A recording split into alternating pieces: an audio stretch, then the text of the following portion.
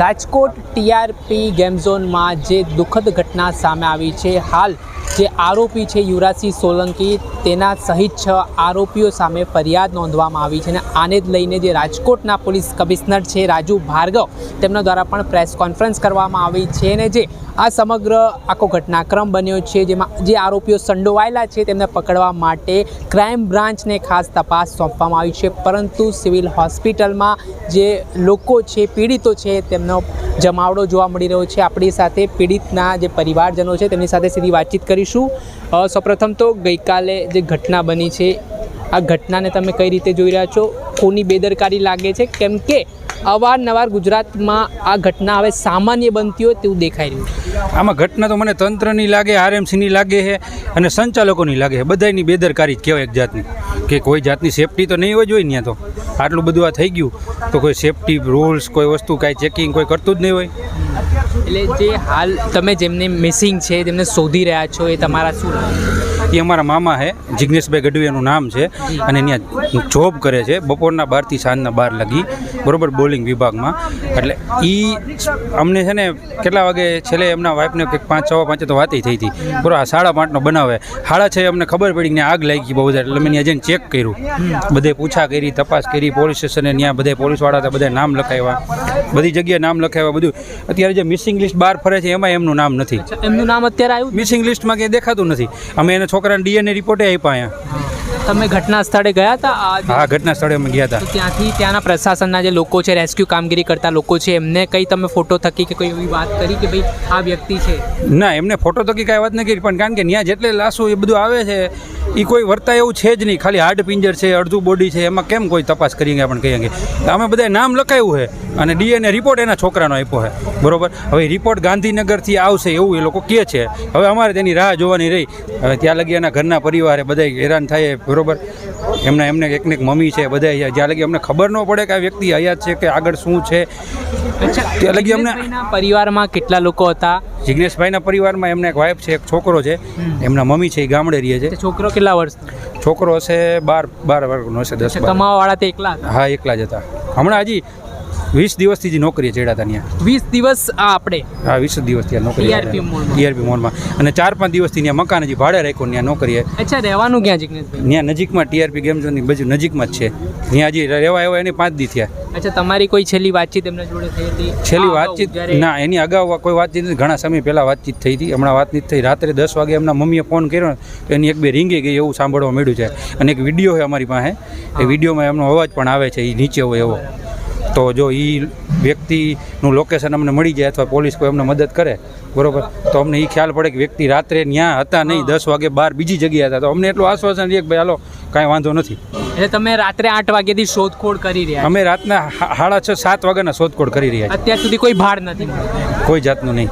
અચ્છા, જે નિર્દોષ લોકોના આમાં મોત થયા છે, તો આ ઘટનામાં જે આરોપીઓ છે, સંચાલકો હોય કે પછી અધિકારીઓ હોય, તેમને કયા પ્રકારની સજા થવી જોઈએ? કેમ કે તમામ પરિવારમાં જે કોઈ ને કોઈ કમાવનાર વ્યક્તિ છે તેણે જીવ ગુમાવ્યો। જો પહેલાં તો આમાં આરોપી હોય, કોઈ વ્યક્તિ હોય તો જાણી જોઈને તો આ વસ્તુ થતી ન હોય, બરાબર, પણ એક વસ્તુ છે, આ બાબતમાં સેફટી હોવી જોઈએ, સરકારે એમાં ધ્યાન દેવું પડે કે પહેલાં કોઈ પણ વસ્તુ આવી ગેમ ઝોન છે, આવી હરવાવાળું સ્થળ છે, ત્યાં કેટલી સેફટી છે, એના શું નિયમ છે, એના ઉપર કામ ચાલુ થવું જોઈએ। બિલકુલ। નાની રેકડી રોડ ઉપર હોય તેની પાસેથી 500 દર મહિને કેમ લઈ લઈએ?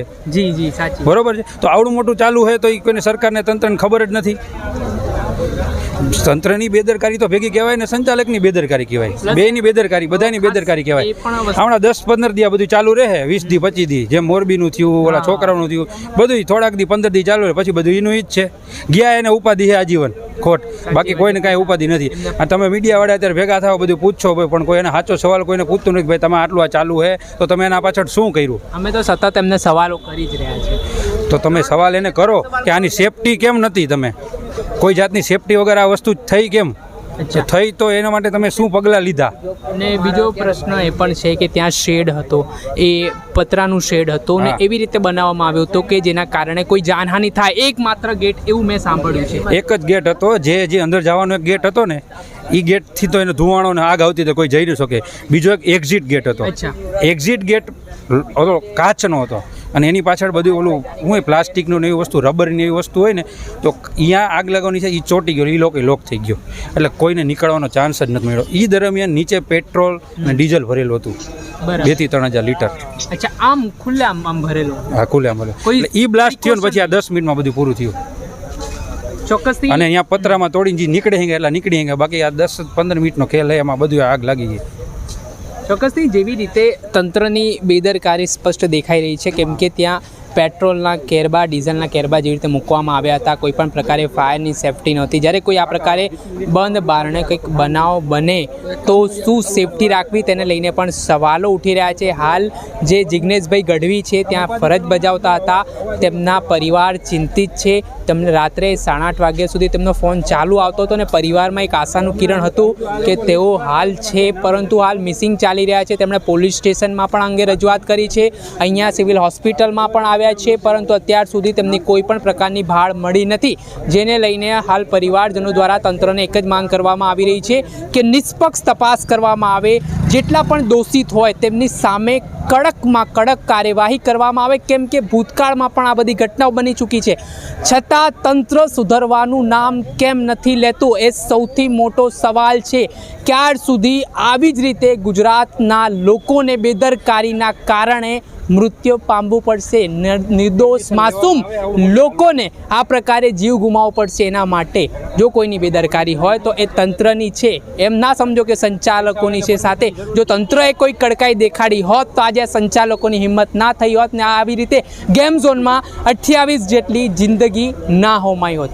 હવે જોઈએ આગામી સમયમાં તંત્ર દ્વારા હવે જે લોકો પરિવારજનો છે તેમણે પોતાના વહાલા સોયા ગુમાયા છે, 4 લાખ રૂપિયાની સહાય આપી છે, તો શું 4 લાખની સહાયથી કોઈને પોતાના પરિવાર મળી શકે છે, પોતાનો વહાલો સોયો મળી શકે છે? તેને લઈને પણ સરકારને સવાલ છે. હવે કયા પ્રકારની કડકમાં કડક કાર્યવાહી આગામી સમયમાં કરવામાં આવે છે તે જોવું રહ્યું. કેમેરામેન ભાર્ગવ સાથે ફૈઝાન અંગ્રેજ, નવજીવન ન્યૂઝ, રાજકોટ. વૈષ્ણવજન તો તેને કહીએ જે પીડ પરાઈ